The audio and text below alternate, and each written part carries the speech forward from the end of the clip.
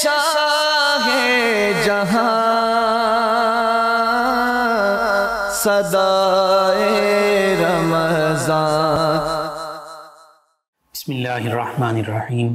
مولا صلی وسلم دائما ابدا علی حبیبک خیر الخلق کلہم۔ السلام علیکم ناظرین و سامعین کرام، 9 نیوز HD کے لائیو اسٹوڈیو سے رمضان المبارک کی اسپیشل ٹرانسمیشن صدائے رمضان کے ساتھ آپ کی خدمت میں حاضر ہیں آپ کا میزبان محمد لقمان رضا۔ ناظرین سامعین، رمضان المبارک کے ان بابرکت لمحات میں، برکیف ساعتوں میں یہ خاص ٹرانسمیشن رمضان المبارک کی صدا اور آواز آپ تک پہنچائی جا رہی ہے۔ مختلف اہم موضوعات پر گفتگو ہوئی، رمضان المبارک کے فضائل و مسائل پر گفتگو ہوتی رہی۔ آج کا ہمارا موضوع خاندانی حوالے سے، معاشرتی حوالے سے بہت اہم ہے۔ ہمارا موضوع ہے اسلام کی روشنی میں آئیڈیل خاندانی نظام، آئیڈیل فیملی سسٹم کیا ہے۔ آج کے نظریات کی روشنی میں اس پر بھی بات کریں گے، بالخصوص اسلامک فیملی سسٹم کیا ہے، اس پر کلام کریں گے۔ حقیقت یہ ہے کہ اللہ رب العزت نے قرآن مجید فرقان حمید میں تمام ایمان والوں کی مکمل رہنمائی فرمائی ہے اس حوالے سے۔ پھر احادیث مبارکہ نبی رحمت صلی اللہ علیہ وآلہ وسلم کا اسوہ کاملہ مکمل رہنمائی کرتا ہے۔ اب فیملی سسٹم میں فیملی کے تمام فیملی ممبرز اس میں شامل ہوتے ہیں، والدین بھی ہیں، اولاد بھی ہے، بہن بھائی بھی ہیں، پھر میاں بیوی کے معاملات ہیں، اس کے علاوہ دیگر رشتہ دار، یہ سبھی فیملی میں شامل ہیں، فیملی ممبرز میں شامل ہیں۔ اس کے حوالے سے اس وسیع تر تناظر میں گفتگو کریں گے۔ ہمارے ساتھ شریک گفتگو ہوں گے ہمارے معزز مہمان، اسلامک اسکالر جناب علامہ دانش رسول نقشبندی قادری صاحب۔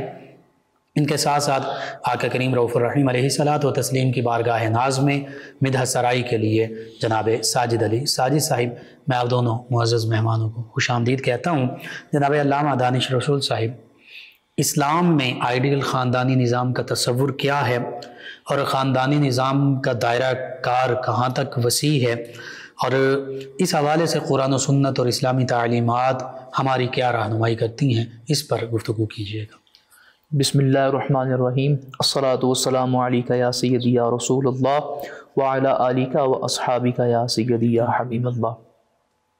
بہت شکریہ قبلہ، ایک انتہائی اہم موضوع پر گفتگو کرنے کے لیے آپ نے حکم ارشاد فرمایا، اور اس ٹرانسمیشن کی یہ ایک بہت بڑی خوبی اور خوبصورتی ہے کہ وہ موضوعات جن پر گفتگو ہونی چاہیے اور جن کے بارے میں دیکھنے سننے والوں کو معلومات ملنی چاہیے، اور جن کے بارے میں ہم مختلف مسائل کا بھی شکار ہیں، جن حوالوں سے ایسے موضوعات کو اس ٹرانسمیشن کا حصہ بنایا گیا ہے۔ اس پہ آپ اور آپ کی ٹیم مبارکباد کی مستحق ہے۔ اللہ کریم آپ کو اور آپ کی ٹیم کو اس کی بہتر جزا عطا فرمائے۔ شکریہ، جزاک اللہ۔ جو سوال آپ نے کیا اس حوالے سے، اور اپنی ابتدائی گفتگو میں بھی آپ نے اشارہ کیا کہ دین حق، دین اسلام نے تمام تر زندگی کے معاملات کے حوالے سے رہنمائی جو ہے وہ عطا کی ہے۔ جہاں تک آپ کے سوال کا بالخصوص خاندانی نظام، فیملی سسٹم کا تعلق ہے، تو اس حوالے سے قرآن کریم فرقان حمید کی ایک آیت مبارکہ کو بنیادی طور پر پیش نظر رکھنا چاہیے، جو کہ اسی حوالے سے ہے۔ بالکل ٹھیک۔ تو ارشاد فرمایا یا ایھا الذین آمنوا قوا انفسکم واہلیکم نارا۔ ایمان والوں کو خطاب ہے، حکم ہے کیا کہ اپنے آپ کو اور اپنے گھر والوں کو آگ سے بچاؤ۔ کس آگ سے بچانا ہے؟ جہنم کی آگ سے بچاؤ، دوزخ کی آگ سے بچاؤ، جو گناہگاروں کے لیے اور انکار کرنے والوں کے لیے تیار کی گئی ہے۔ اب اس آگ سے بچنے کا کیا طریقہ ہے؟ ایک ہی طریقہ ہے کہ جو ہدایات اللہ رسول کی طرف سے بتائی گئی ہیں ان کے مطابق آپ اپنے خاندانی نظام کو چلائیں۔ اللہ اکبر، سبحان اللہ۔ اس میں کوئی ایسی راکٹ سائنس نہیں ہے جس کو ایک عام مسلمان، ایک سادہ سا مسلمان جسے کوئی بہت زیادہ معلومات نہیں ہے، بہت زیادہ تعلیم یافتہ بھی نہیں ہے، ایک عام سادہ سا بندہ بھی اس چیز کو سمجھ سکتا ہے کہ قرآن کریم اس مقام پر سمجھانا کیا جا رہا ہے۔ اللہ اکبر، کہ اپنے آپ کو، اپنے گھر والوں کو، اپنے اہل کو آگ سے بچانا ہے، جہنم کی آگ سے بچانا ہے۔ دوسرا سوال یہ پیدا تو کیسے بچایا جائے گا؟ ٹھیک ہے، اس کا سادہ سا جواب یہی ہے کہ جو اللہ رسول نے فرمایا ہے اس کے مطابق کریں تو آپ اس عذاب نار سے خود کو بچا لیں گے. خود بھی اپنے آپ کو بھی بچانا ہے اور اپنے گھر والوں کو بھی بچانا ہے, فیملی ممبرز کو بھی. یہ نہیں کہ آپ صرف اپنی پرواہ کرنی ہے, آپ نے اپنی پرواہ کے ساتھ ساتھ اپنے اہل کی بھی پرواہ کرنی ہے, ان کو بھی جہنم کی آگ سے بچانے کا اہتمام کرنا ہے. بے شک بے شک. اور یہاں سے اب جو خاندانی نظام ہے اس پہ اگر ہم غور کریں تو اس کی ابتدا کہاں سے ہوتی ہے؟ جی, اس کی ابتدا ہوتی ہے خاوند اور بیوی کے رشتے سے. بالکل ٹھیک. آپ دیکھیں یہیں سے پھر آگے جو ہے وہ ساری شاخیں بنتی چلی جاتی ہیں, بنیاد یہاں سے بنتی ہے. شوہر ہے, بیوی ہے, باہم عقد نکاح میں جب دونوں منسلک ہوتے ہیں, زوجیت میں آتے ہیں, تو پھر آگے سے یہ سلسلہ خاندانی نظام, اولاد ہوتی ہے, بہن بھائی بنتے ہیں. اب آگے سے پھر رشتہ دار والد کی طرف سے, پھر والدہ کی طرف سے, تو یوں چلتے چلاتے ایک پورا فیملی سسٹم جو ہے وہ ہمارے سامنے آتا ہے. یعنی روٹ یہ ہے پہلا, جی, پہلی بنیاد جڑ میاں اور بیوی ہے, باقی پھر برانچ جس سے پورے رشتے بن رہے ہیں, جس سے آگے تمام شاخیں پھر بنتی جا رہی ہیں. بالکل ٹھیک ہے, بالکل ٹھیک ہے. تو خاندانی نظام کی جو بنیاد ہے وہ شوہر اور بیوی ہے. اب ان کے جو حقوق اور فرائض ہیں یہ دین نے بالکل واضح کر دی ہیں. ٹھیک ہے. ایک مسئلہ یہاں پر میں ذکر کرتا چلوں, ہمیں اپنے حقوق کا تو مکمل علم ہوتا ہے کہ بھی میرا یہ حق ہے, اس کی میرا یہ حق ہے, اس کی بات بھی ہم کرتے ہیں کہ یہ میرا حق ادا نہیں کیا گیا, یہ میرا حق تھا مجھے نہیں ملا. ٹھیک ہے. یہ بیوی بھی کہتی ہے, یہ شوہر بھی کہتا ہے, لیکن دونوں اپنے فرائض سے غافل ہوتے ہیں اور فرائض کی کبھی بات بھی نہیں کرتے. فرائض کی بات نہیں, بھئی یہ میرا فرض تھا, یہ میں نے ادا نہیں کیا, لہٰذا اس فرض کو ادا کرنے کے نہ کرنے کی وجہ سے میرا یہ فلاں حق تلف ہوا. حقوق کی بات تو کی جاتی ہے لیکن فرائض پر آ کے بات جو ہے وہ, بلکہ کہہ لیں فرائض کی تو سرے سے بات ہی نہیں کی جاتی. اور گول کر دی. دوسری بات علامہ صاحب, یہ اگر ہر ایک اپنے فرائض کی بات اور فرائض پورے کرتا رہے تو پھر حقوق کی کوئی بات ہی نہیں کرے. بات ہے, کیونکہ جو اگلے کا حق ہے وہ آپ کا فرض ہے. اللہ, جب آپ نے فرض ادا کر دیا در حقیقت آپ نے اس کے حق کو ادا کر دیا. جب آپ نے اس کے حق کو ادا کر دیا تو مسئلہ سرے سے پیدا ہی نہیں ہوا. اور جب اس نے اپنا فرض ادا کیا تو اس نے آپ کا حق ادا کر دیا. مسئلہ کہاں پر پیدا ہو رہا ہے؟ یہ مسئلہ نہیں ہے کہ حقوق ہیں نہیں, بالکل حقوق ہیں, تو حقوق کے ساتھ ساتھ فرائض بھی تو تھے, لازم و ملزوم ہے. جہاں سے ہم نے پہلے تو اختیار کی, جہاں سے ہم نے اپنی آنکھیں بند کی, لہٰذا حقوق کی بات تو بہت زیادہ کی جاتی ہے, فرائض پر بات نہیں کی جاتی. بے شک. اور اسی نتیجے میں پھر آگے جا کے مسائل پیدا ہوتے ہیں, جس کی ہم نے آج بات کی کہ فرائض کی خاص بات کر رہے ہیں کہ آئیڈیل فیملی سسٹم کیا ہوگا. آئیڈیل فیملی سسٹم یہی ہے کہ آپ اپنے فرائض کو ادا کریں, حقوق از خود ادا ہوتے چلے جائیں. بالکل صحیح. بیوی کے جو فرائض ہے وہ ادا کرے تو شوہر کے فرائض ہے وہ ادا کرے. بالکل. جب دونوں اپنے فرائض ادا کریں گے تو در حقیقت دونوں کیا کر رہے ہیں؟ ایک دوسرے کے حقوق ادا کر رہے ہیں. بالکل ٹھیک. جب ایک دوسرے کے حقوق ادا کر رہے ہیں تو مسائل کہاں پیدا ہوں گے. اور اسی میں ایک اور بات بھی ایڈ کر رہا ہوں. جی. ایک حقوق اس طرح کے ہیں جو ہم نے اپنے ذہن میں بنا لیے ہیں. ٹھیک ہے.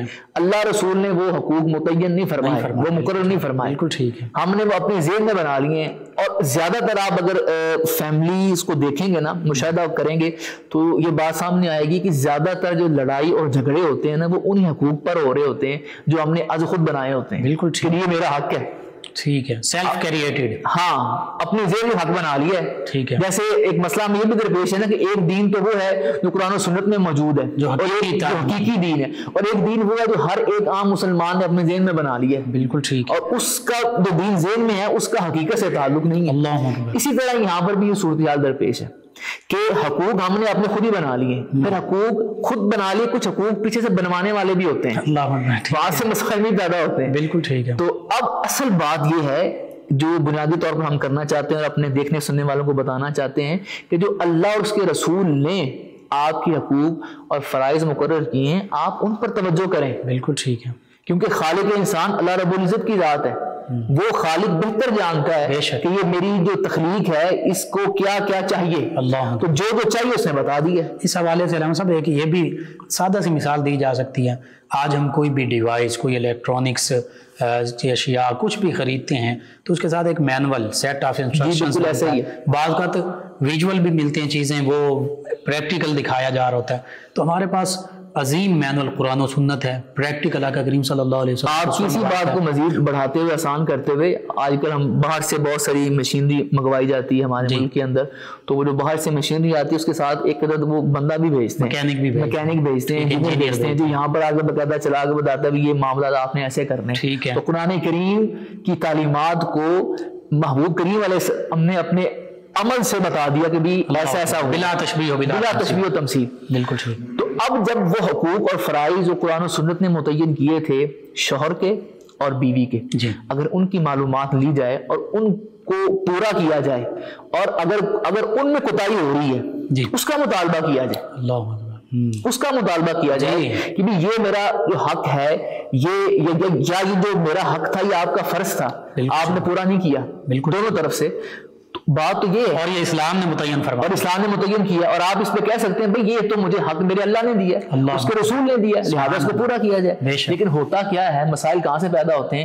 جب ہم اپنے ذہن میں بنائے ہوئے حقوق کو لے کر بحث کرتے ہیں، اور وہ بحث پھر بعض دفعہ بحث اتنی زیادہ بڑھتی ہے کہ بات بہت دور تک نکل جاتی ہے اور بات جدائی تک چلے جاتی ہے، میاں بیوی کے درمیان معاملات بہت آگے چلے جاتے ہیں. اور آپ یہ بھی جانتے ہیں کہ ڈیورس کا ریشو ہمارے معاشرے میں کتنا زیادہ ہے، بہت زیادہ. اگر آپ دارالفتہ میں بیٹھ جائیں تو میرا خیال ہے ہر دوسرے کے بعد تیسرا فتویٰ اسی کے اوپر آتا ہے، یہی سوال پوچھنے کے لیے لوگ آتے ہیں. کیونکہ ہمارا موضوع کلام یہ نہیں ہے، لیکن ہم ایک پیغام اس پلیٹ فارم سے دینا چاہتے ہیں کہ برائے کرم وہ لوگ جو شادی شدہ ہیں وہ ان مسائل کو ضرور سیکھیں. بالکل ٹھیک. ان کے بارے میں معلومات، کی شادی ہونے والی وہ بھی ضرور سیکھیں، تاکہ بعد میں آپ کوئی ایسی حرکت کر بیٹھیں اور آپ پھر راستہ تلاش کرتے پھریں، جبکہ آپ نے سارے راستے اپنی ہاتھوں سے خود ہی بند کر دیے تھے، وہ پھر آپ کے لیے مسائل کا ایک پیش خامہ ثابت ہوگا. لہٰذا پہلے معلومات کریں، پہلے مسائل سیکھیں.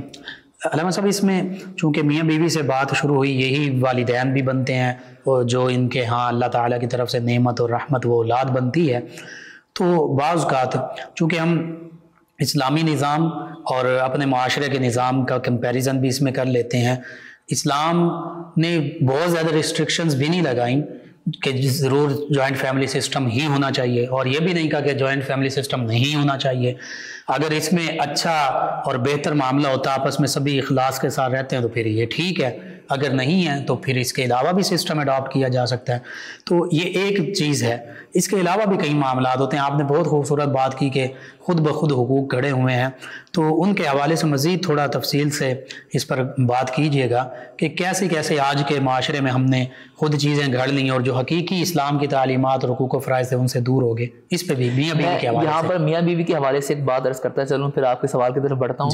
اصل چیز جو یاد رکھنے والی یہ ہے کہ اچھے والدین وہ ہوتے ہیں جو اچھے میاں بیوی ہوں. اللہ اکبر. بالکل جو اچھے میاں بیوی نہیں ہیں وہ کبھی اچھے والدین ثابت نہیں ہوں. بالکل ٹھیک. کیونکہ بنیاد یہاں سے بن رہی ہے. جب آپ اچھے، آپ کا جو آپ کی مینٹل لائف ہے وہی ڈسٹرب ہے ساری. صبح دوپہر شام آپ لڑتے ہیں. بالکل ٹھیک. رات سونے سے پہلے لڑتے ہیں، صبح اٹھنے کے بعد پھر لڑتے ہیں. بالکل ٹھیک ہے. جب یہ صورتحال آپ کے گھر میں ہوگی تو بالیقین آپ اچھے میاں بیوی نہیں ہیں. جب اچھے میاں بیوی نہیں ہے تو یہ خام خیالی ہے کہ آپ اچھے والدین ثابت ہوں. اللہ، یہ صرف خام خیالی. لہٰذا پہلے اچھے میاں بیوی بننے کی کوشش کریں. تو سوال آپ نے کیا مثال کے طور پہ، شرعی طور پر سال میں ایک دفعہ جو بیوی کے بہن بھائی ہیں ان کے ساتھ، جو محارم ہیں اس کے، ان کے ساتھ ملوانا یہ بیوی کا حق ہے، شوہر کا فرض ہے. ٹھیک ہے. اب یہاں پر کیا ہوتا ہے؟ صحیح. اسی بات کو لے کے بعض دفعہ گھروں میں جھگڑا ہوتا ہے کہ میں نے جانا ہے. بالکل صحیح. بالکل. شوہر کہتا ہے تم پچھلے ہفتے مل کر آئی تھی، میں نے جانا ہے، میرا حق ہے. یہ حق آپ کو دین نے دیا ہے سال میں ایک بار. ٹھیک ہے. لیکن آپ بتائیں اس پہ کہاں عمل ہوتا ہے؟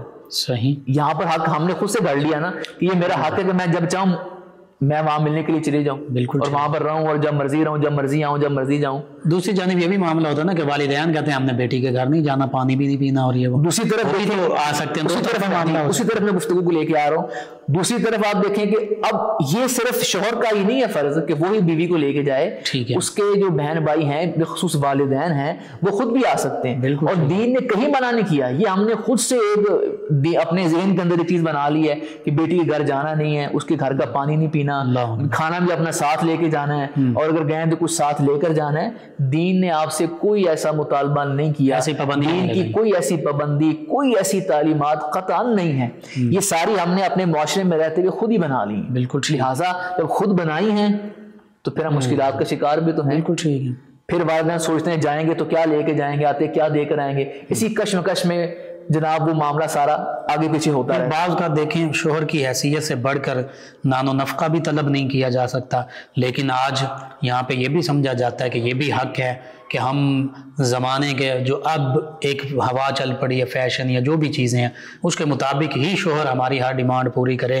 یہ نہیں دیکھا جاتا تھا کہ اس کی حیثیت کیا ہے، اس کا معاملہ کیا ہے. اس حوالے سے ایک ہی بات وہ سیدہ فاطمہ الزہرا طیبہ طاہرہ رضی اللہ عنہا فرماتی کہ میں نے اپنے شوہر گرامی سے میں کوئی خاص فرمائش اس لیے بھی نہیں کرتی کہ میں کوئی فرمائش کروں اور وہ ان سے پوری نہ ہو سکے تو یہ میرے لیے کہیں معاملہ ایسا نہ بن جائے. یہ ہماری تعلیم کے لیے، بالکل ہماری تعلیم کے لیے. اور اسی طرح یہ تو ہم نے سائڈ ڈسکس کی نا، بیوی والی سائڈ جو وائف کی طرف سے معاملات درپیش ہوتے ہیں، شوہر کی طرف، اب شوہر کی طرف جو معاملات درپیش ہوتے ہیں، اب یہ شوہر یہ سمجھتا ہے چونکہ میں شوہر ہوں لہٰذا ساری اتھارٹی تو میرے پاس ہے، بالکل صحیح، اب میں جو مرضی کہوں میری ہر بات مانی جائے، میں اچھا کہہ رہا ہوں تب بھی، برا کہہ رہا ہوں تب بھی، خلاف شرع کہہ رہا ہوں تب بھی میری بات مانی جائے. بلکہ کئی ایسی چیزیں میرے سامنے بھی آئیں کہ شوہر پردہ نہیں کرنے دیتا اپنی بیوی کو، کہ تم کیوں پردہ کرو، تم یہ برقع اتارو. بالکل صحیح. تو ایسی بات شوہر کی، اب یہ شوہر نے اپنے ذہن میں خود ہی بنا لیا ہے کہ میں شوہر ہوں، مجھے اللہ تعالیٰ نے مرد بنایا اور مجھے جناب نگہبان بنایا ہے. نگہبانی اللہ تعالیٰ نے آپ کو دی ہے، اس لیے نہیں دی حدود اللہ میں رہتے ہو، ہاں حدود اللہ میں رہتے ہوئے، اس لیے نہیں دی کہ آپ کا جو من چاہے آپ وہ فرمائش کریں اور وہ آپ کی بیوی سے آپ مطالبہ کریں کہ میری بیوی اور میرا شوہر ہونے کے ناطے وہ پورا کرے. اور بعض شوہر جان بوجھ کر ہر بات پہ مارنا یا اس طرح ہر بات پہ مارنا یا جناب چھوٹی چھوٹی باتوں پہ گھر میں آئے ہیں کوئی چیز یہاں پڑی یہاں کیوں پڑی ہوئی ہے، یہ آپ کا کہیں آپ کا یہ حق نہیں ہے کہ آپ خام میں گھر میں آئیں. بلکہ ایسے شخص کو تو محبوب علیہ السلام نے بدترین انسان کا ہے کہ جو گھر میں داخل ہو گھر والے بیچارے سہم جائیں، کیا پتہ نہیں ہمارے ساتھ کیا بنے گا، بیوی سہم جائے، بچے سہم جائیں، کیا بابا جی گھر آ گئے کیا بنے گا. تو اس لیے شوہر بھی اور بیوی بھی ان حقوق و فرائض پر توجہ کریں جو اللہ اس کے رسول کی طرف سے انہیں عطا کیے گئے. اگر ان کے اندر رہیں گے، خود کو حدود اللہ میں رکھیں گے، دین کی حدود میں رکھیں گے، تو یقینی طور پر جن مسائل کا ہمیں آج سامنا ہے ہمیں ان کا سامنا نہیں ہوگا. یہ تو خود سے ہم نے اپنے اندر ایک چیزیں پیدا کر لی ہیں نا سوسائٹی کے اندر، معاشرے کے اندر، اور پھر ان کو ہم نے اپنے لیے مزید مشکلات کا باعث بنا لیا ہے. اس لیے ہم مزید پریشان در پریشان ہو جاتے ہیں. اور یہاں پر ایک آخری جملہ بھی ایڈ کرتا چلوں میں کہ ہم دیکھتے ہیں کہ شادی بڑی خوشی سے اور بڑے روپے پیسہ لگا کر کی جاتی ہے کہ جی میں شادی شدہ ہو گیا ہوں، اور تھوڑی دیر کے بعد پتہ چلتا ہے کہ جناب یہ جو شخص شادی شدہ ہوا تھا اب یہ شادی زدہ ہو گیا. تو شادی زدہ کیوں ہے؟ کہ وہ جو چیزیں ہونی چاہیے تھیں وہ نہیں ہو پا رہا، قرض لے کر شادیاں کی جاتی ہیں، زندگیاں گزر جاتی ہیں. بلکہ یہ کہنا بھی غلط نہیں ہوگا قبلہ مفتی صاحب کہ آج کے دور میں زنا کرنا بہت آسان ہے، بے شک، اور شادی کرنا بہت مشکل. ایسا ہی ہے، بالکل یہی بات ہے. بہت خوبصورت گفتگو. ناظرین و سامعین، حقیقت یہ ہے کہ شوہر ہے یا بیوی ہے، اسی طرح دیگر رشتہ دار، سبھی کے لیے حدود اللہ وہی ہیں جو اللہ کے حبیب صلی اللہ علیہ وآلہ وسلم نے مقرر کیے. فرائض بھی وہی ہیں، حقوق بھی وہی ہیں. کوئی من گھڑت فرائض نہیں ہے، کوئی من گھڑت حقوق نہیں ہے. اور حدود بھی خود تعین نہیں کرنا، جو قرآن و سنت میں اللہ کے حبیب صلی اللہ علیہ وآلہ وسلم اور اللہ رب العزت کی طرف سے تعلیمات آ گئی ہیں انہی کی پیروی کرنی ہے. اور ان تعلیمات کو اول تو ہم جانتے نہیں ہیں الا ماشاء اللہ، عام طور پر میاں بیوی، والدین، اولاد، بہن بھائی، دیگر رشتہ دار. اور اگر جانتے ہیں تو کم معلومات ہوتی ہیں، مکمل معلومات نہیں ہوتی. مکمل معلومات حاصل کی جائیں، علماء کرام جو ہیں ان سے رہنمائی حاصل کی جائے، قرآن و سنت کا مطالعہ کیا جائے، پڑھا جائے. ناظرین سامعین، 9 نیوز HD کے لائیو اسٹوڈیو سے رمضان المبارک کی یہ اسپیشل ٹرانسمیشن صدائے رمضان آپ تک پہنچائی جا رہی ہے. ایک خوبصورت کلام نبی رحمت صلی اللہ علیہ وآلہ وسلم کی بارگاہ اقدس میں بطور مدحت، بطور ہدیہ عقیدت پیش کریں گے جناب ساجد صاحب. جی ساجد علی صاحب.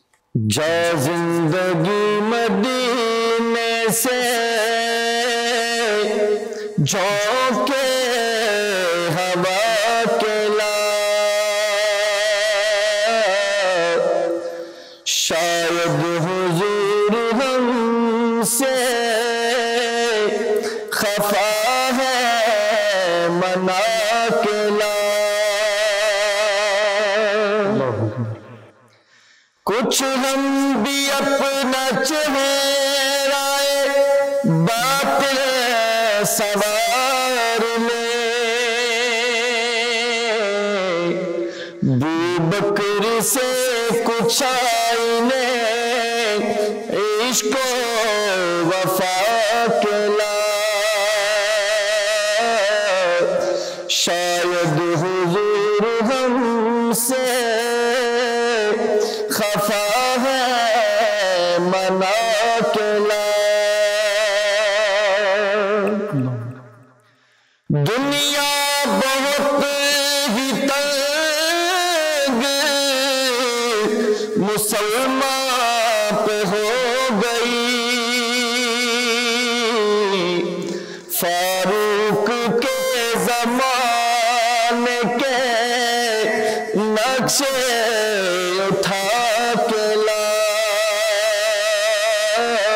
جا زندگی مدینے سے جھونکے ہوا کے لا، محروم کر دیا ہمیں جن سے نگاہ نے، اس ماں سے وہ زاویے شرم و حیا کے لا، شاید حضور ہم سے خفا ہے منا کے لا، مغرب میں مارا مارا نہ پھر اے گدائل، دروازہ علی سے یہ خیرات جا کے لا، باطل سے دب رہی ہے پھر امت رسول کی، منظر ذرا حسین سے کچھ کر بلا کے لا، درکار ہے دعا میں اگر عاجزی، تو زین العابدین سے فکر دعا کے لا،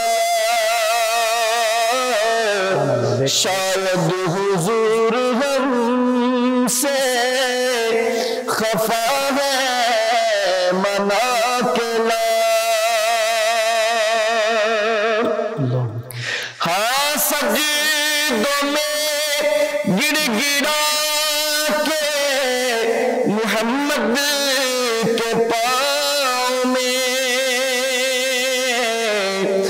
پر جار جلد رحمت حق کو بلا کے لا، کس منہ سے پیش ہوگا مظفر حضور حق، اس کو شبیہ یسوع آقا بنا کے لا،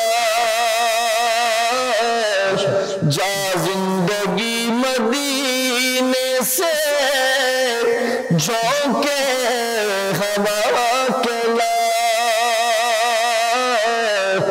شاید حضور ہم سے خفا ہے منا کے لا۔ ماشاء اللہ، بہت خوب۔ جی ناظرین سامعین، 9 نیوز HD کے لائیو اسٹوڈیو سے رمضان مبارک کی یہ اسپیشل ٹرانسمیشن صدائے رمضان، اس میں آج گفتگو ہو رہی ہے اسلام کی روشنی میں آئیڈیل خاندانی نظام۔ اس پر بطور میاں بیوی جو فرائض ہیں، حقوق ہیں، اس پر گفتگو ہوئی۔ ہمارے ساتھ شریک گفتگو ہیں جناب علامہ دانش رسول نقشبندی قادری صاحب۔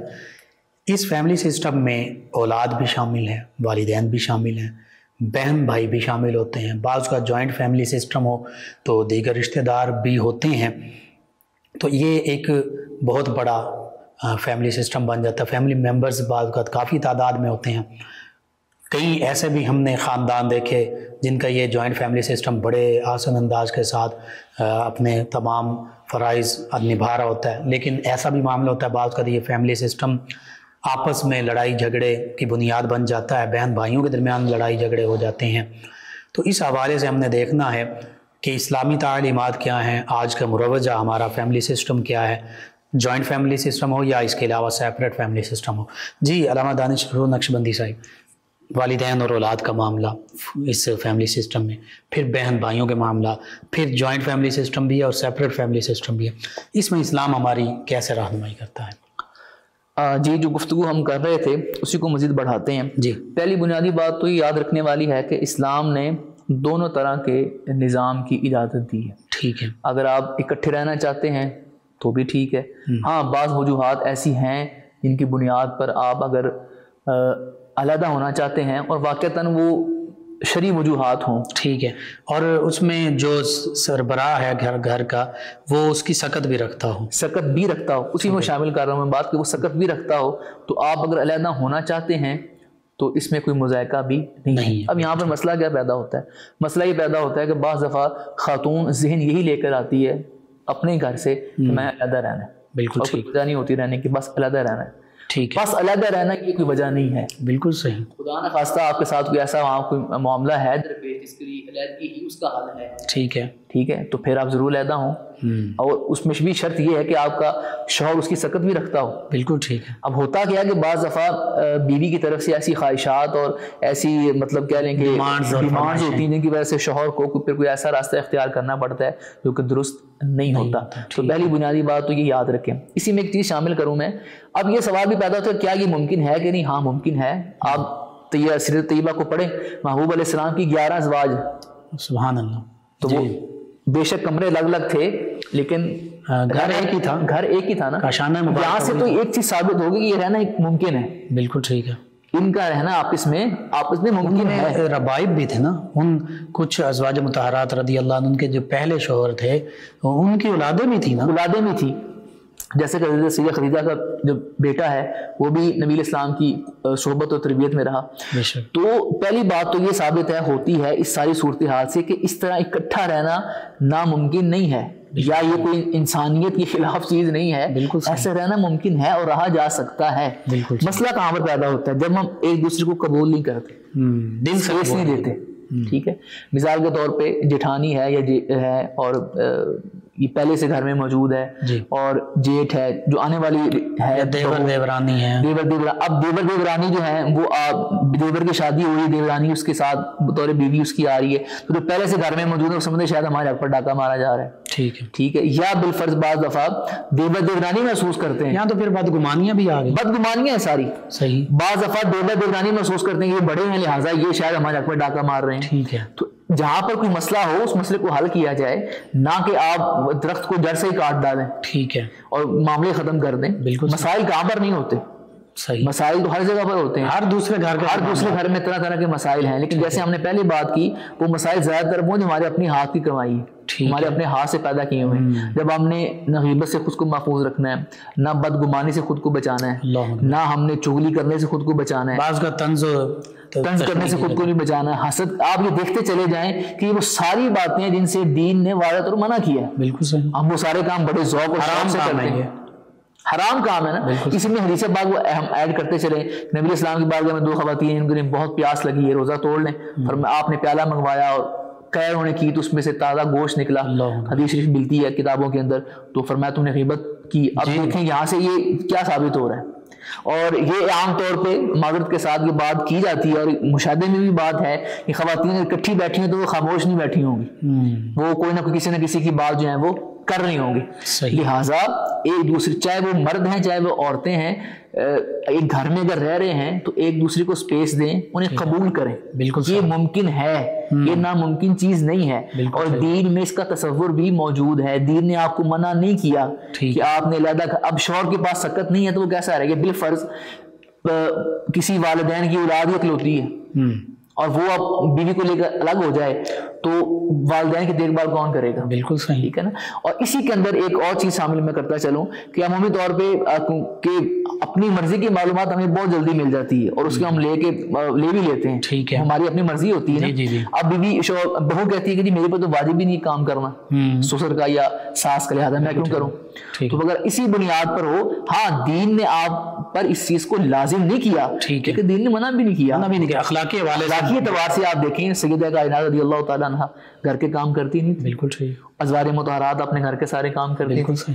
تو وہ جو دنیا کی بہترین عورتیں ہیں اگر وہ کر رہی ہیں تو ہماری کیا اوقات ہے؟ علامہ صاحب اس میں نا احساس کی بھی بات ہے، کم از کم یہ شوہر بھی بیوی بھی یہ سوچ لیں کہ ہم نے بھی بوڑھا ہونا ہے، ہمارے بھی داماد ہمارے بھی بہو وہ ہوں گی، ہو سکتا ہے وہ بھی ہمارے ساتھ یہی سلوک کریں اور پھر ہم اکیلے تنہا یہی تو مسئلہ ہے میرے والا کہ ہمیں یہ یاد نہیں رہتا نا کہ اس مقام پر ہم نے بھی تو پہنچنا ہے نا، یہیں سے تو معاملہ خراب ہوتا ہے۔ بالکل ٹھیک۔ دیکھیں ہمارے مسلم معاشرے کے اندر اولڈ ایج ہومز بنتے جا رہے ہیں، مختلف ادارے بناتے ہیں، وجہ کیا ہوتی ہے کہ والدین بوڑھے ہیں، اب اولاد ان کا سہارا نہیں بن رہی، اب اولاد انہیں قبول نہیں کر رہی، لہٰذا وہ اٹھاتے ہیں اور وہاں چھوڑ آتے ہیں جا کے، اور پھر بعد میں پوچھتے بھی نہیں ہیں علمان والحفیظ۔ تو یہ نہیں سمجھو، کسی نے کہا تھا کہ جناب ایک تھا شخص تو اس نے اپنے والد کو لیا اور ایک کمبل لیا اور اسے لے کے چل پڑا، ساتھ اس کا چھوٹا بچہ بھی چلتا جا رہا تھا، اور جا کے جنگل میں اس نے کہا کہ ابا جی یہاں پر آپ نے رہنا ہے، تو اس نے کہا جی یہاں پر، اس نے پھر بچے نے جو سمجھ بوجھ رکھتا تھا اس نے اس کمبل کے 2 ٹکڑے کر لیے، اس نے کہا ایک میرے دادے کا اور ایک ابا جی آپ کا، جب آپ اس مقام پر پہنچیں گے میں بھی آپ کو یہاں چھوڑ جاؤں گا۔ تو ہم ان چیزوں سے خود کو، اچھا یہ بھی ہم جان بوجھ کے کر رہے ہوتے ہیں، خود کو جھوٹی تسلی دے رہے ہوتے ہیں کہ نہیں ایسا نہیں ہوگا ویسا نہیں ہوگا۔ تو یہ سوچنا چاہیے، اور اس خاتون کو بھی سوچنا چاہیے کہ اگر میں اپنے شوہر کو اس کے والدین سے جدا کرنے والا معاملہ کر رہی ہوں تو کل کو میرے گھر میں میری بھابھی میرے بھائی کو جدا کرے اپنے والدین سے تو پھر کیسا ہوگا؟ بے شک ایسا ہی۔ اس لیے دونوں طرف شوہر بھی، ہم ایک پہلو کی بات، وہاں پہ ڈبل سٹینڈرڈ پھر بن جاتے ہیں۔ ہاں جی، وہاں وہ کسی نے کہا تھا نا کہ اگر جو ہے بیٹا اپنی تنخواہ لا کے بیوی کو دے تو وہ برا ہے، لیکن اگر داماد تنخواہ لا کے آپ کی بیٹی کو دے رہا ہے تو وہ بہت اچھا ہے۔ اللہ اکبر۔ تو یہ ہمارے ہاں ڈبل، یہی تو میرے والا جو بات ہم نے ابتدا میں کی کہ ڈبل سٹینڈرڈ نے تو سارا معاملہ خراب کیا۔ یہ گڑبڑ کیوں معاملہ ہوا ہے، یہ حالات خراب کیوں ہوئے؟ یہ وہی چیزیں تھیں جن کا دین سے کوئی تعلق نہیں تھا، یعنی ہم اپنے لیے کچھ اور چاہتے ہیں، دوسروں کے لیے کچھ اور چاہتے ہیں، دوسروں کے لیے کچھ اور چاہتے ہیں، اور ہم نے دین کو صرف ایک سمجھ لیا ہے، قرآن کریم ہے اسے چون کے ادب سے رکھ دیا جائے بس، اور باقی چیزوں کو ہم بڑا سمجھ کے، بڑا سوچ بچار کر کے، بڑا غور و فکر کر کے، جہاں غور و فکر کرنا تھا وہاں ہم کر نہیں رہے۔ قرآن کریم کو غور و فکر کے ساتھ پڑھنا تھا وہ ہم پڑھتے نہیں ہیں، لیکن باقی کتابیں اخبار کو ہم بڑے غور و فکر سے پڑھیں گے، ہم نیوز چینل کو بڑے غور سے دیکھیں گے، صبح مارننگ شوز آتے ہیں انہیں بڑے غور سے دیکھیں گے، فیشن کیا کیا نہیں ہے، کیا ان ہے کیا آؤٹ ہے، وہ سب کچھ دیکھیں گے، لیکن جس چیز کو غور سے پڑھنا چاہیے تھا، اس کے مطابق زندگی بسر کرنی تو اس کو ہم دیکھتے نہیں، اسے ہم چون کے بڑے ادب سے اچھے غلاف میں بند کر کے ریل میں رکھ دیتے ہیں کہ ٹھیک ہے یہ ہم نے دینی فرض جیسے ادا کر دیا۔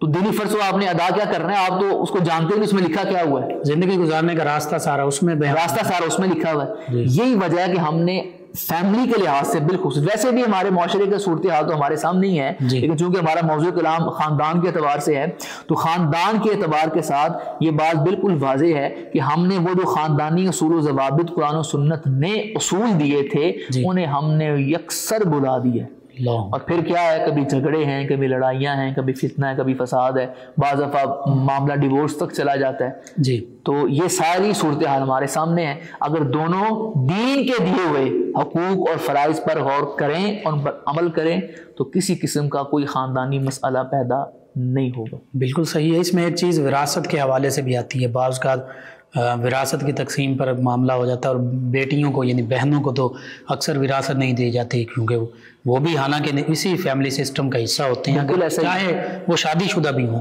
تو اس حوالے سے بھی اور اس کے اندر ایک بڑا مسئلہ ہم کرتے ہیں، اس میں ہم کیا کرتے ہیں کہ جب یہ وقت آتا ہے جائیداد کو تقسیم کرنے کا، وراثت کو تقسیم کرنے کا، تو کہتے ہیں وہ تمہیں جہیز دیا تھا وہ اسی میں سے تھا۔ اللہ اکبر۔ اور یہ ستم والا ستم ہے۔ اس میں شرعی مسئلہ کیا ہے؟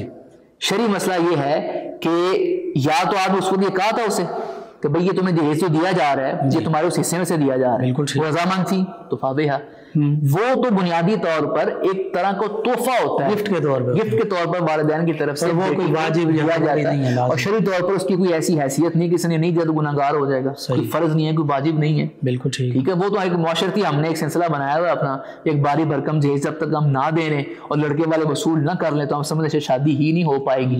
ٹھیک ہے، تو وراثت کے معاملات میں اگر والد حیات ہے تو اپنی اولاد میں برابر تقسیم کر دے، اگر والد کا وصال ہو گیا پیچھے جو وراثت ہے وہ شرعی احکامات کی روشنی میں جو ہے وہ تقسیم کر دی جائے. بالکل ٹھیک. بیٹے کو 2 حصے ملیں گے, بیٹی کو 1 حصہ ملے گا. باقی اگر کوئی ہے سلسلہ تو وہ اچھا دارالفتہ موجود ہے, مفتیان کرام موجود ہیں, بتانے والے موجود ہیں. ہم پوچھنا نہیں چاہتے. بالکل جب ہم پوچھنا نہیں چاہتے تو لہٰذا کسی نے گھر آ کے تمہیں بتانا نہیں, کیونکہ ہم دینا نہیں چاہتے, کیونکہ ہم دینا نہیں چاہتے. لہٰذا ہم جب دینے کا ارادہ ہی نہیں ہے تو پوچھیں گے کیوں ہم؟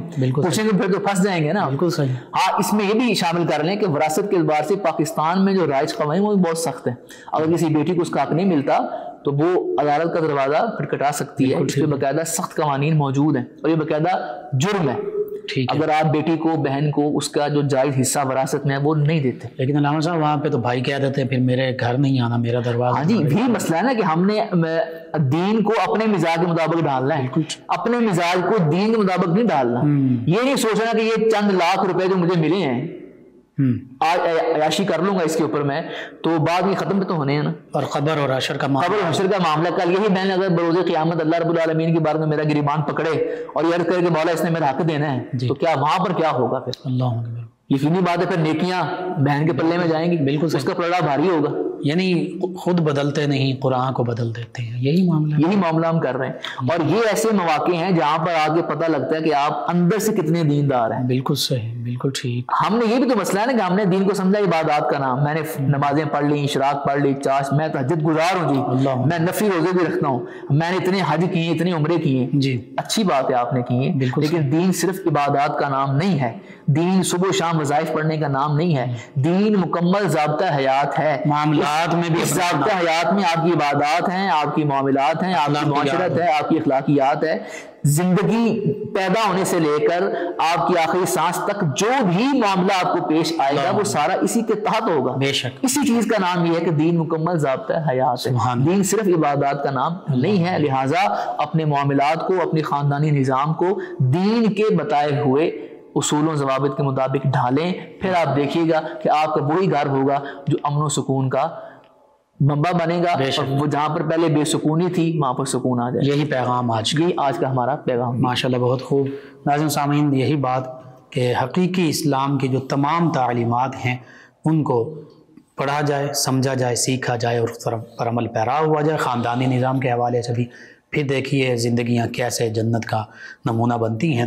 ناظرین سامعین, ہمارے ساتھ موجود ہیں 9 نیوز HD کی لائیو ٹرانسمیشن کی اس اسپیشل ٹرانسمیشن صدائے رمضان میں جناب ساجد علی ساجد صاحب نبی رحمت صلی اللہ علیہ وآلہ وسلم کی بارگاہ اقدس میں بھی ہدیہ عقیدت, اور بالخصوص آج کے ہمارے معاشرتی حوالے سے جو رشتے ناطے ہیں ان رشتوں ناطوں کی اصل حقیقت کیا تھی اس پر ایک خوبصورت کلام پیش کریں گے.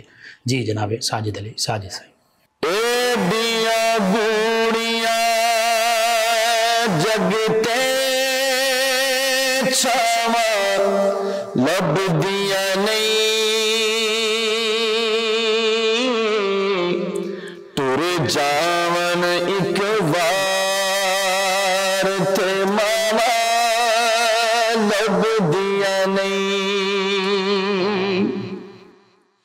پتر پاوے لکھ جہان تو مندے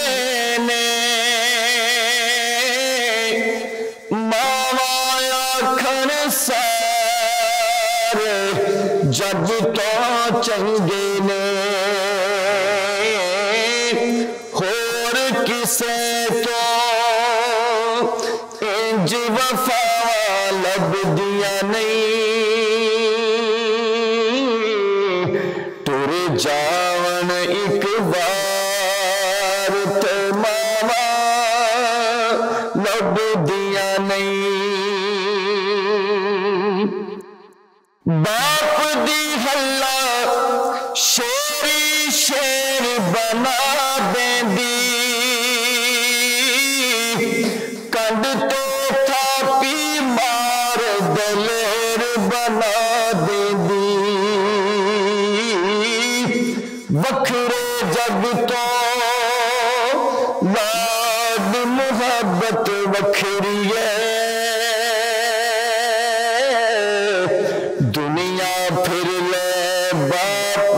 شفقت وکھری ہے. جگ تے کیڑا ہور نمونہ الفت دا,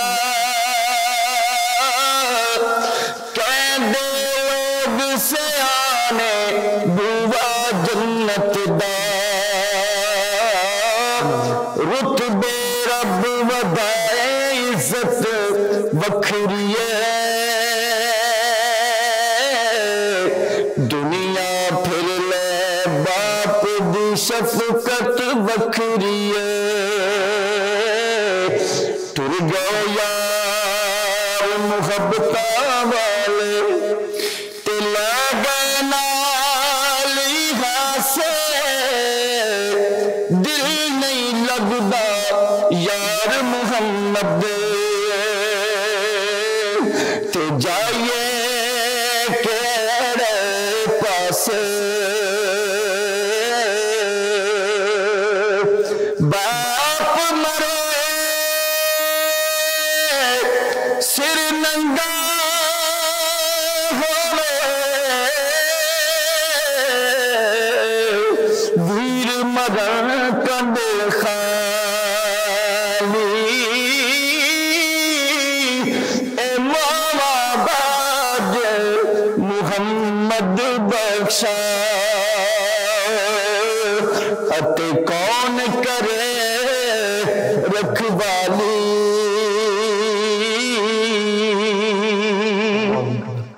پائی پایا دے دردی ہو دے، تے پائی پایا دیا باوا سر دا تاج باپ سرا دے تاج محمد، تے ماوا ٹھنڈیاں چھاوا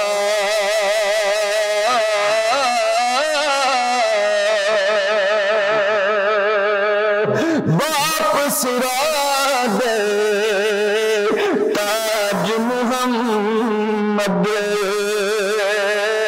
تے ماما ٹھنڈیاں چھاوا،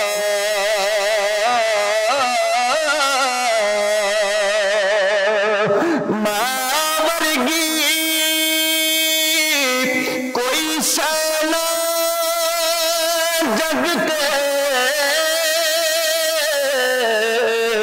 اتے ساری دنیا پھولی، جیڑی ٹھنڈ دلانوں پاوے، او مٹھی ماں دی بولی،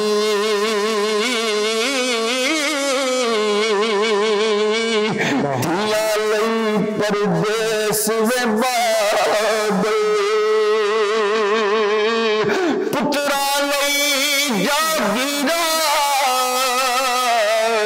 چپ چپ رہنا، ہر دکھ سہنا، دھیاں دیاں تقدیراں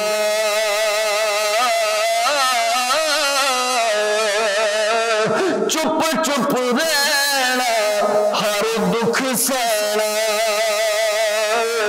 اتیاں دیاں تقدیراں، میرے آقا نے فرمایا، کر لو خدمت ماں باپ دی، جس نے کعبہ تک نہ ہوئے،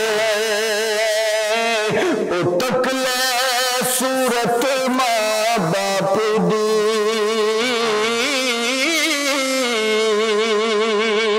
یا رب سونے تیرے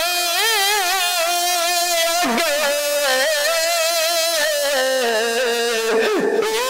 کرام دعا،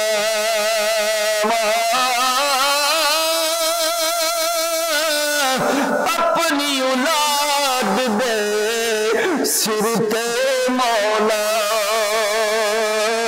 سدا رہن سلامت ماوا،